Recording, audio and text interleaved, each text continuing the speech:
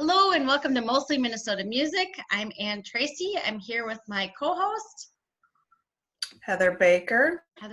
And we're super excited. We're doing our new online thing, which is fun. But we're super excited today because we have Austin Carson from YYY. Hi, hello. Hi. I'm excited to talk to you because your music is unusual. You have kind of a blended genre that you're working on tell us a little bit about that. So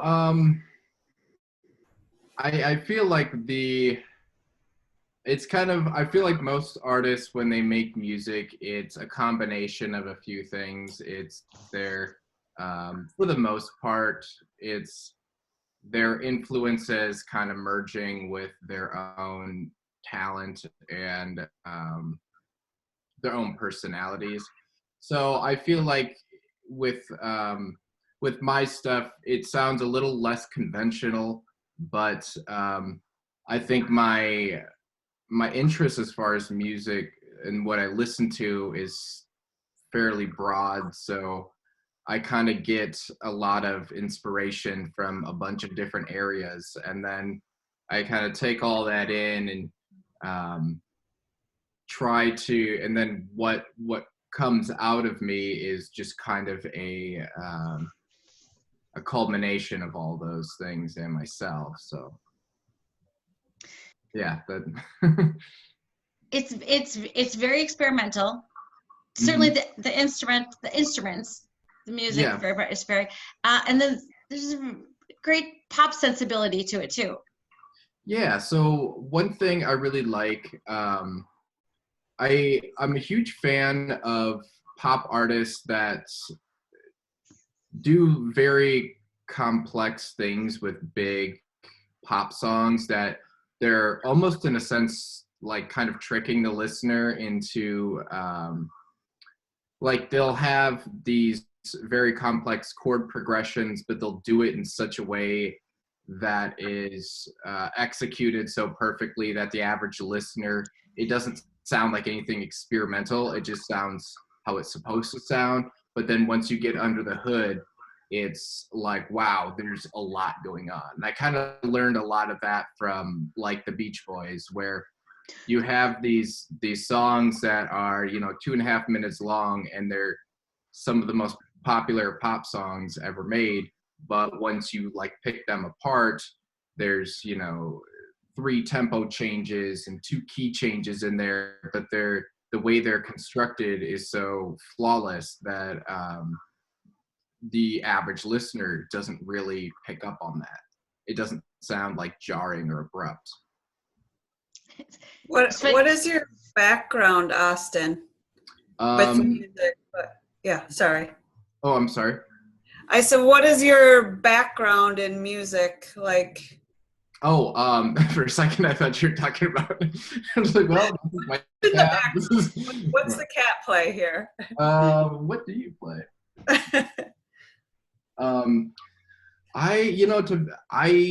My musical background isn't. I guess it's not that extensive. I started making beats and kind of messing around in the computer software space when I was probably like 18 or 19.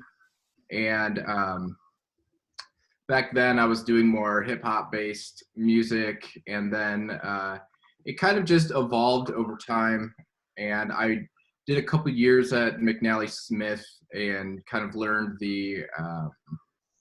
kind of gave me tools as far as songwriting and as far as music theory goes. So I kind of took all that, and then really that, and then kind of my love for music gear, I guess, those just kind of like clashed. And I'm a huge technology nerd.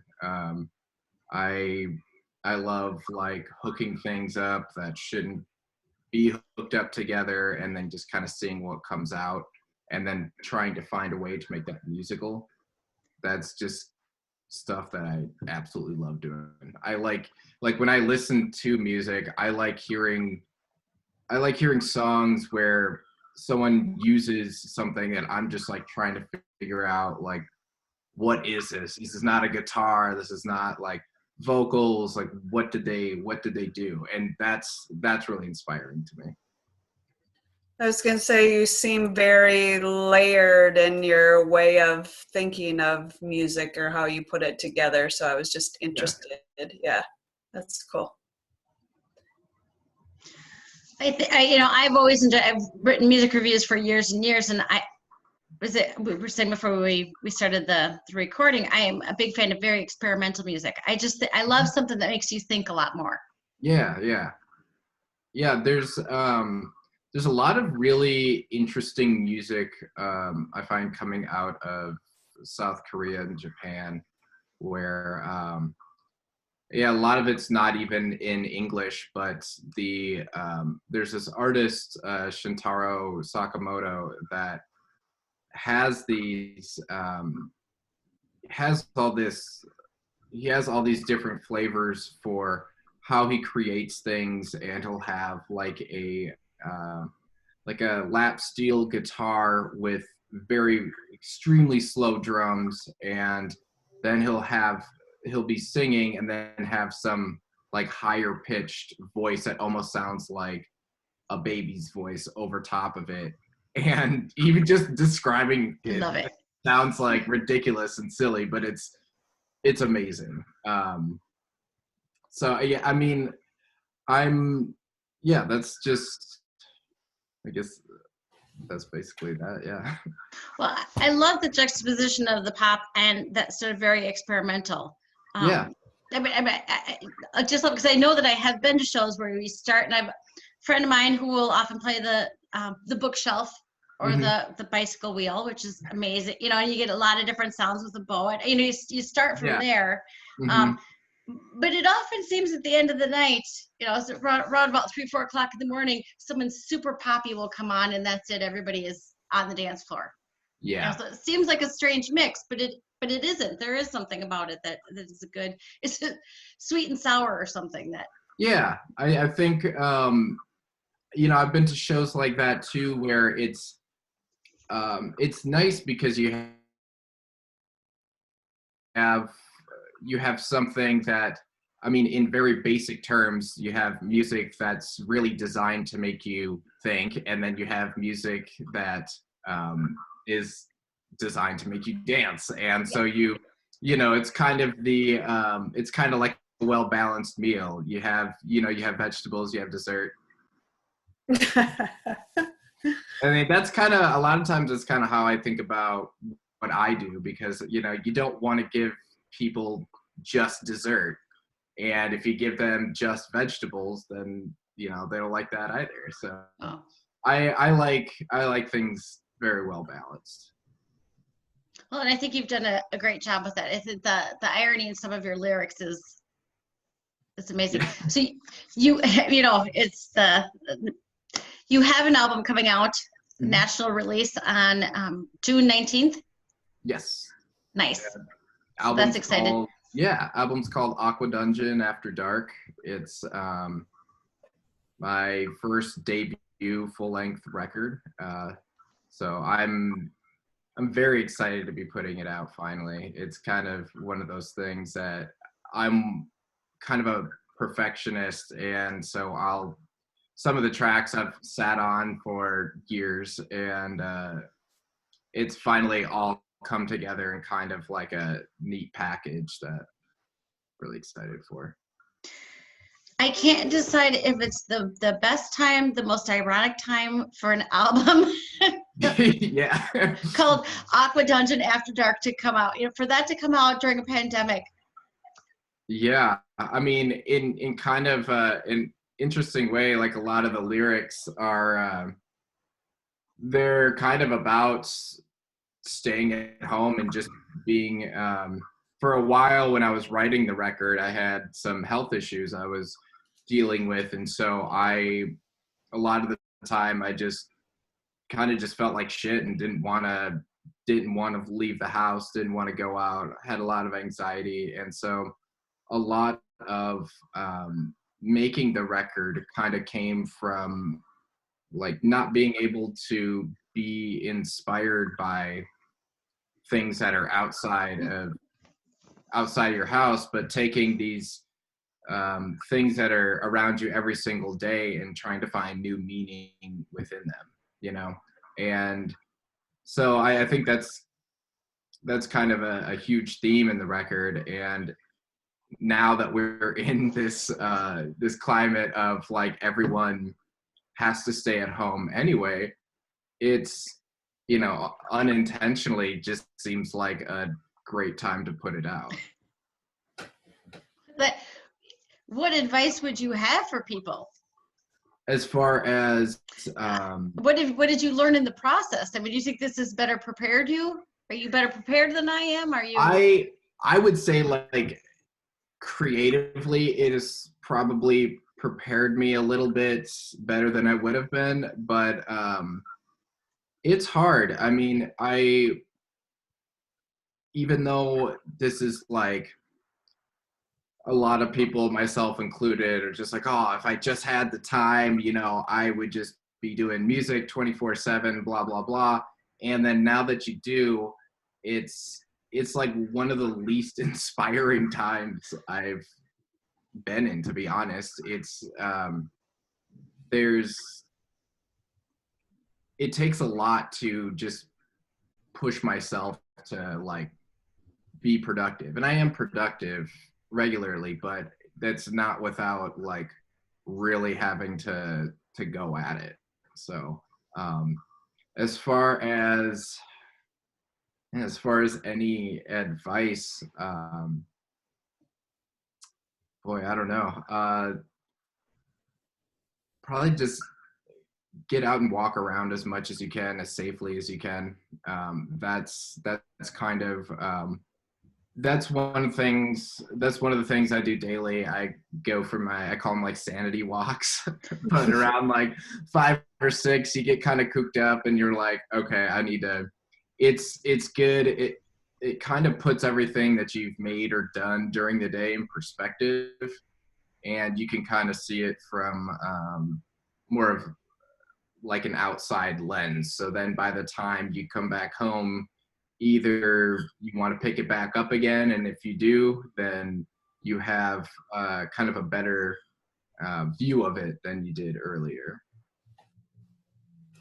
I have a question, since you were saying you're a perfectionist. When you do have a live show, do you kind of tweak things in the room or think of your space and do something, or yeah to prepare for that? When I do live shows, I'm joined by Jessica Anderson on drums, and what we do is our setup is me on vocals, synthesizer, we have a laptop running some backing tracks, and Jess on drums. And then to kind of create, one of the big things I wanted to try and do is get the environment in which I created these songs in, because it's a very much visual environment as well, because I have these, when I was making the record, I would have these light beams that on the ground that would have like either like intense blue light or, you know, red, whatever color you want. And I kind of wanted to really push that that feeling on the audience as well, because I feel like this album is also very much a visual experience. So what I did is I hooked all these light beams up to my computer, and I pre-programmed these light shows according to different parts in the songs, where a lot of times you'll see lights that will react to like a kick drum or something, and I wanted it to be more tethered to the songs, not just reacting. I want it to be like part of the show. So it's a lot more nuanced as far as when lights do, when something's red, when something's blue, or if I'm playing a melody, each key I hit will be triggering a different color on a different light beam. So it's all, I mean, it's, that goes along with just like the, me being just like a huge computer nerd. I just go into it and then it's, yeah, then that's basically it. Okay, you're leading me into another question. So then when you're putting, when you're thinking and creating your song, do you see it with the visual too, or is that I see it in, I mean, I kind of see it in, what I guess the way I make music is I'll start with like, I make like a lot of beats or instrumentals just regularly. And then the ones that I think are really special, the ones that really get me, those are the ones that I'll actually like turn into songs. So usually at that time, I get like a feeling about a certain song, as far as like this song feels very like yellow or green or whatever color, and so that's usually kind of the color of light I'll put on while I end up making the music, and then that translates over to the live show as well. cool? It's a lot of people are doing a lot of online shows now, and with varying levels of success, but yours is one that I think, oh, that would be interesting to see, because it is as much performance. Yeah, I've been thinking a lot about how I would do the live show via the internet, and at first I was kind of opposed to it. I understand that like we can't have shows at venues, obviously, and so I feel like a lot of people just kind of gravitate toward, well, let's just broadcast what we do at shows live on the internet.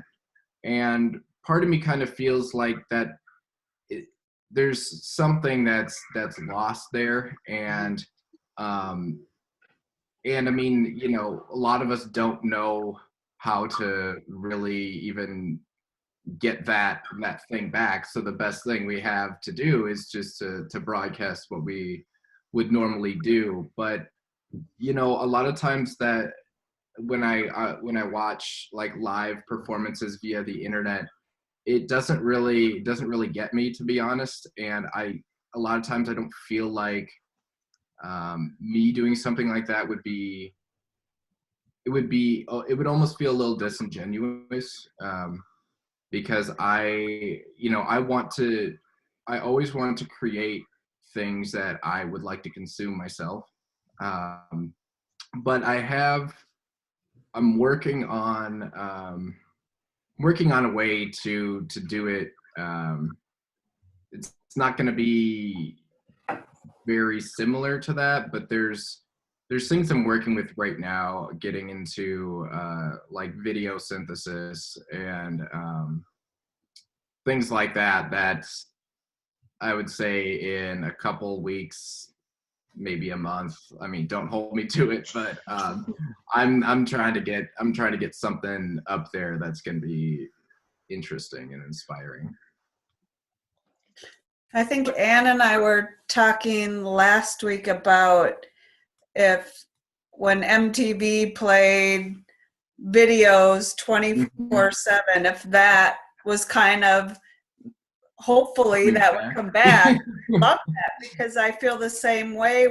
We both love music, but when it's streaming online, you aren't connected, or it's not giving you the story or the experience,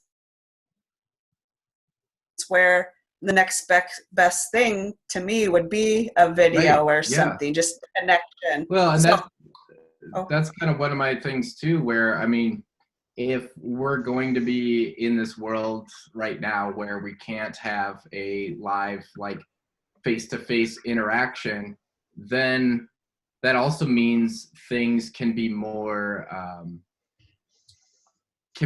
put together articulately, where you can have more control over what comes out.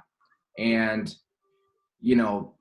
one thing about live shows is that what makes a lot of them really good is that there is opportunities for people to mess up, and that kind of creates that like danger or tension. And a lot of people will you have freedom to like go off on a guitar riff or do this or that, and with that that doesn't mean as much anymore, then that kind of opens up the lane to kind of go in there with a lot more pre-programmed visuals. So I think that could be a very inspiring avenue to go down, and that's one that I'm really exploring right now. It's funny, in my day job, a little bit with distance education, they're dealing with the same issues. I just spent my whole day trying to plan a conference that is now going to be online. It's Yeah.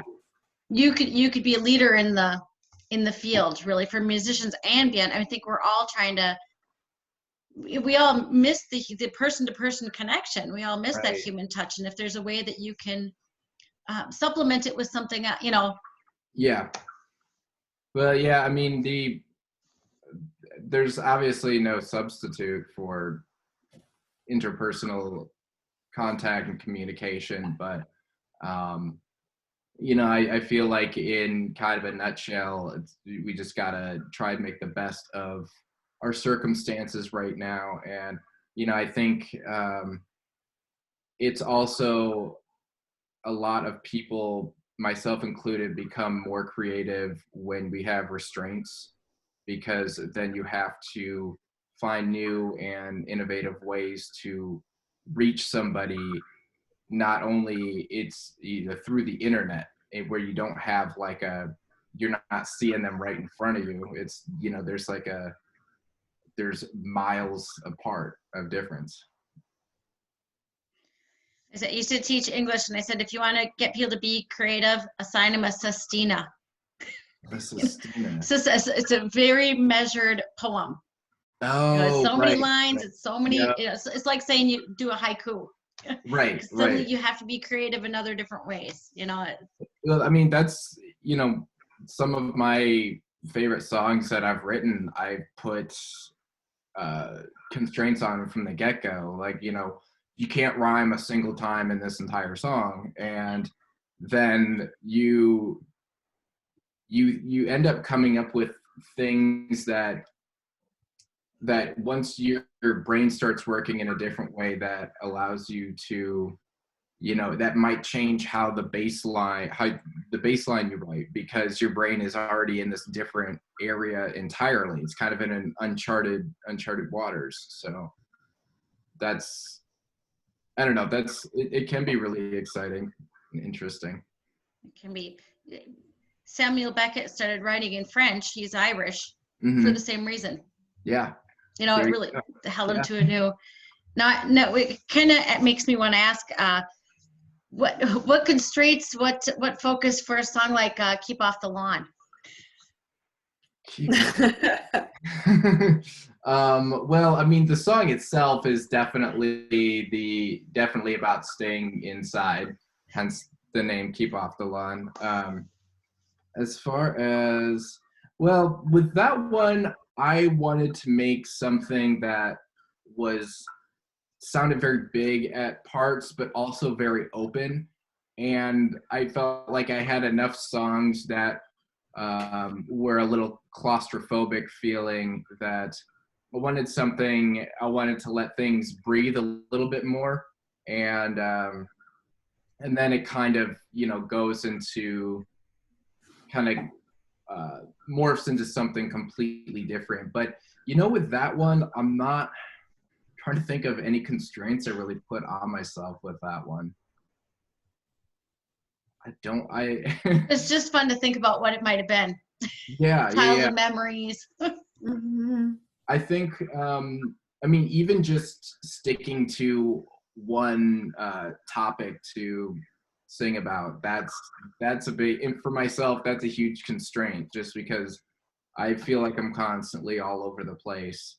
And so to have to like narrow my focus, and sometimes it's really difficult. Now, you just had a song release. I know it was featured on the Current on Friday Yeah. for Belated. Yes. Yeah. So that one was one of those songs that, and I feel like I don't get it very often, but there's some times where you create something and you get inspired by like the first thing you do, and the majority of the song is written in like half an hour to an hour. And those are usually like the best songs you'll ever write. And so that one was one with the instrumental. I think I started like messing around with this vocal sample, and then it was literally just one thing after another. There wasn't like much trial and error. It kind of just felt like very streamlined. Like I knew everything right away. I was like, this is gonna be the perfect spot for this, and do that. And then the lyrics came just as quickly as well, pretty much. And that usually never happens for me. So that one felt like a very organic experience to make, where everything, instead of kind of putting things in, seeing if that works, seeing if it doesn't, I already had the ideas in my head of like what I wanted for a bass line, instead of just getting a bass guitar and then just kind of like noodling around till I found something. It's fun to hear the process and how it all comes together, and it's fun to get that kind of nice attention. I mean, you've gotten attention a couple of different places. You have a PBS segment. Mm-hmm. Yeah. So this program called Postcards on PBS, they had reached out to me, and we ended up filming a segment. It was kind of like a real last minute thing. They had hit me up like the night before, and actually my friend Dana, who works on the show, she had hit me up, and she was like, can you do this? We're gonna be in Minneapolis. Like it was like 8 p.m. and she was like, we can do it, shoot tomorrow at 11. And so then I was at work at the time, and so I texted Jess quick. I'm like, I know this is last minute, but you know, can we throw this together and do it? And she came correct, and everyone came correct. It was awesome. It was the segment turned out really, really well, and then they had me actually do the intro song for the show. So the like intro instrumental thing was me as well. And so we've had like a really great working relationship since then. So it was a great experience all around. It's a great video. I mean, it's fun to learn more about the performers, to learn more about the musicians. Yeah. So Oh, absolutely. And I mean, I think about like any artist that I really enjoy, I'm like, oh, I wonder what they ate for breakfast, or you know, things like that. It's super fun to think about. Well, I'm learning. I'm really in tune with when the sun sets, because it's going to set right on here on me in a minute, and I have no lights on. So I'm just thinking about how we can best tell people to find out more about you. You've got the national album release on June 19th. June 19th, and we'll be releasing some other things in between them, some videos between now and June 19th. You can find us on Instagram at yyy.wav, .wave, and then find us on Facebook. It's The Real YYY. and that's basically where all the content goes. And I use Instagram a lot for, like, if I'm just making stuff, you know, whether it's like a throwaway beat or whatever, I'm constantly on there, like, broadcasting my story and whatnot. So It's a great way to archive those yeah, it's from the librarian in the room. mhm. Yeah. That's fantastic. Great. Anything else that we should know? I'm looking forward to the album coming out. I very much enjoyed that you've sort of a teaser video for the title song. And I have to look at it because it's all spelled without spaces. I have to look at it when I say So yeah, Aqua Dungeon After Aqua Dark. Dungeon, yeah, Aqua Dungeon After Dark. Yes, all lowercase, no spaces, and that's just kind of, yeah. I was asked about that the other day, and there's no real rhyme or reason as far as like the punctuation goes. It's just that's what felt right. That's what looked right, and so just kind of went with my gut. But yeah, the album's out June 19th, and we'll have pre-order, pre-save links up here soon. And in the meantime, we'll be releasing more content, and yeah. All right. Lots for us to look forward to. Yes. Which is awesome. I laugh at the irony of it coming out now. You know, it's just, it's the prescience is amazing. I was just, you know, you couldn't make some stuff up. So right. yeah, amazing. So Well, Austin, thank you so very, much. very much for being with us. Yeah. And I will include all of these links where Awesome. we can see the video. So thank you very much. Yeah, thank you so much for having me. Yeah. This is fun. Thank you. Yep.